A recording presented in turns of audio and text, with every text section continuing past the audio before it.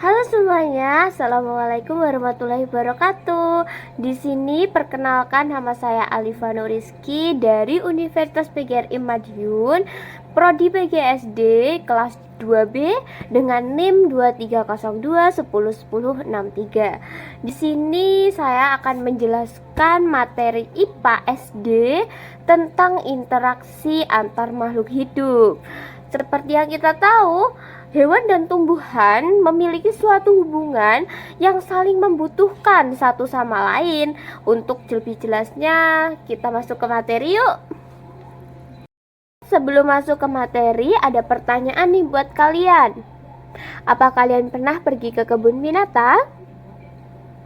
Apa yang kalian lihat di sana? Tentunya kalian melihat hewan, bukan? Tapi, apa kalian hanya melihat hewan? Apa tidak ada tumbuhan? Hewan dan tumbuhan itu saling berinteraksi satu sama lain. Hewan membutuhkan tumbuhan, tumbuhan juga membutuhkan hewan. Hewan membutuhkan tumbuhan untuk makan, tempat tinggal, dan bersembunyi dari bahaya. Jadi, interaksi apa yang terjadi antara mereka? Apakah mereka saling membutuhkan? Atau yang satu dirugikan?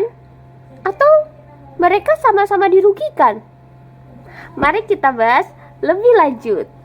Jadi, hewan dan tumbuhan itu memiliki satu hubungan yang saling ketergantungan satu sama lain, atau saling mempengaruhi satu sama lain, atau bisa kita sebut sebagai simbiosis. Nah, simbiosis ini ada 3 jenis loh. 3 jenis simbiosis itu ada simbiosis mutualisme, komensalisme, dan parasitisme. Apa aja sih simbiosis-simbiosis itu? Mari kita bahas satu persatu. Yang pertama adalah simbiosis mutualisme.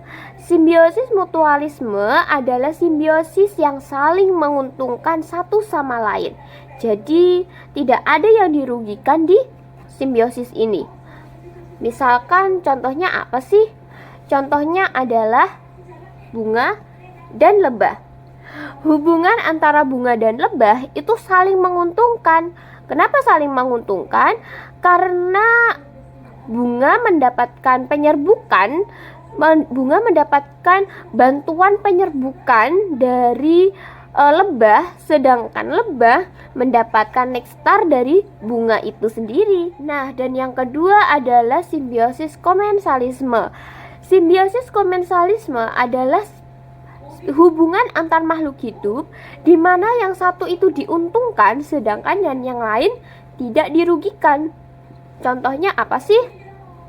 Contohnya adalah hubungan ikan badut dan anemo laut, di mana ikan badut mendapatkan perlindungan dari anemo laut, sedangkan anemo laut tidak dirugikan karena adanya ikan badut.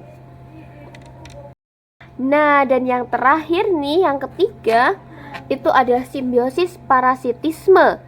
Simbiosis parasitisme itu adalah hubungan antar makhluk hidup di mana yang satu mendapatkan keuntungan sedangkan yang lain dirugikan. Nah, misalkan apa sih yang ini? Misalkan cacing pita yang ada di tubuh manusia. Cacing pita yang ada di tubuh manusia itu mendapatkan nutrisi dari manusia itu sendiri, sedangkan merugikan kesehatan manusia. Jadi untuk manusia itu dirugikan, sedangkan untuk cacing, yaitu untuk cacing pita itu diuntungkan karena mereka mendapatkan nutrisi. Nah, tetapi kalian jangan sampai menjadi parasitisme ya. Oke, jadi itulah ketiga simbiosis yang ada pada kehidupan kita. Kita sebagai manusia harus berusaha untuk menjalin simbiosis mutualisme, yaitu simbiosis yang saling menguntungkan antar kita dan orang lain. Jangan seperti cacing pita dan manusia, yang satu diuntungkan, yang satu dirugikan. Kan kasihan yang dirugikan, bener tidak? Nah, untuk itu selesai sudah penjelasan saya. Terima kasih. Wassalamualaikum warahmatullahi wabarakatuh.